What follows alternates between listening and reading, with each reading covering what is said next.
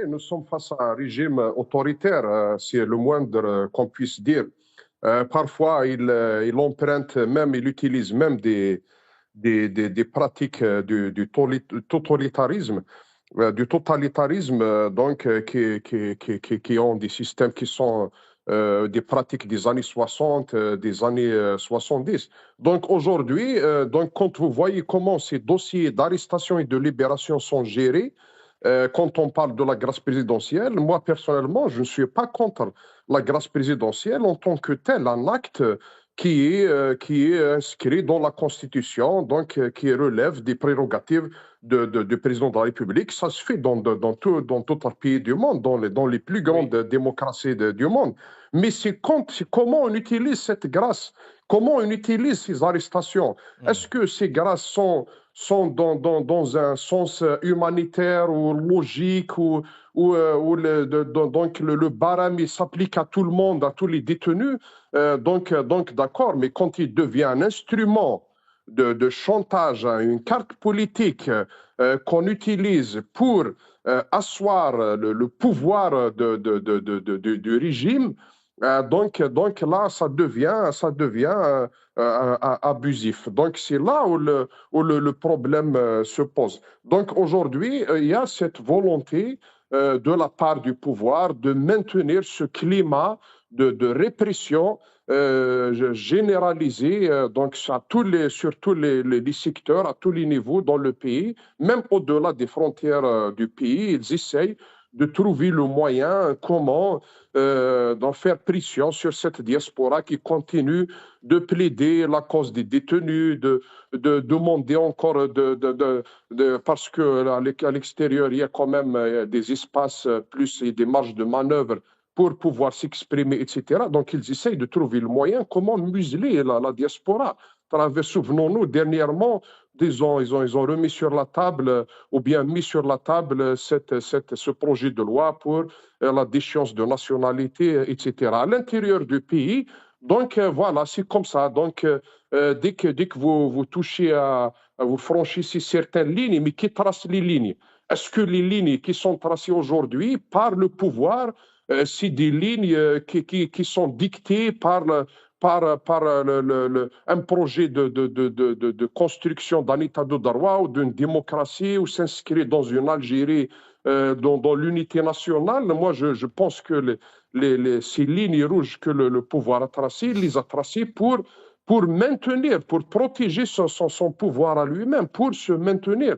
Donc, toutes ces lignes rouges, ça ne... Oui, mais ça justement, ne ces lignes rouges, c'est très bien dit, Asdin Toumi. Qui dessine ces lignes, justement, aujourd'hui? Ben, c'est le pouvoir qui les dessine selon pour des impératifs liés au maintien de son pouvoir. Donc, vous prenez la carte, par exemple, du régionalisme. Du temps de Hirak, on a vu des jeunes se retrouver en prison parce que, tout simplement, ils avaient porté le drapeau amazigh, qui est un drapeau qui ne symbolise ni le séparatisme, ni la Kabylie, ni l'Algérie. Ça symbolise toute la Berbérie historique qui est à cheval sur plusieurs pays, le Maroc, l'Algérie, la Tunisie, etc. Donc, pour des impératifs liés au maintien, à la protection du système, donc pour casser le Hirak, ben, le pouvoir, il n'a pas hésité à utiliser cette carte qui est une carte de régionalisme pour casser le Hirak. Mais aujourd'hui, si quelqu'un donc aborde la question d'identité ou fait un travail de recherche ou essaye de mettre sur la table un débat lié à la diversité de notre société, lié à l'histoire de notre peuple, ah ben, il peut se retrouver en prison. Ou tout simplement quelqu'un qui aborde des questions liées à notre histoire, à notre révolution, essayer de mettre de la lumière sur certaines zones d'ombre. Je pense que le peuple algérien, aujourd'hui, avec toute dans sa diversité, il a le droit d'aborder d'une manière sereine et pragmatique, dans toute transparence, son passé. tout son passé, donc identitaire, révolutionnaire, donc politique, tous ces combats, il a besoin de les voir d'une manière décomplexée, d'une manière détachée de tout sentiment comment dirais-je, de haine et de racisme. Allô? Oui, oui. Oui, oui, Vous Asdin, m'entendez? oui, oui, très bien, 5 sur 5.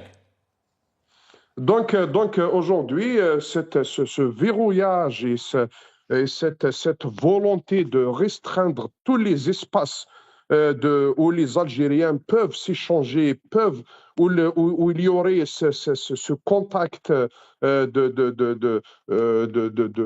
nos différences peuvent être dépassées parce que c'est avec les débats qu'on peut dépasser nos différences et vivre en harmonie dans notre diversité.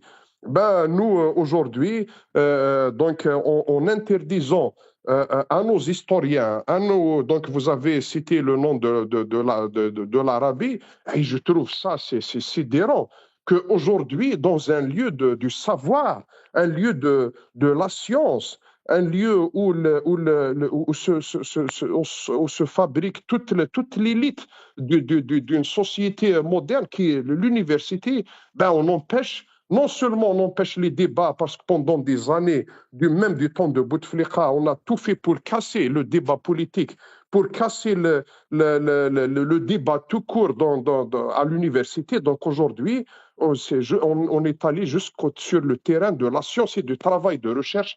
On interdit aux gens de faire ce travail scientifique. Donc on réduit en fait l'université à un simple endroit où on distribue des diplômes à la fin d'un cursus.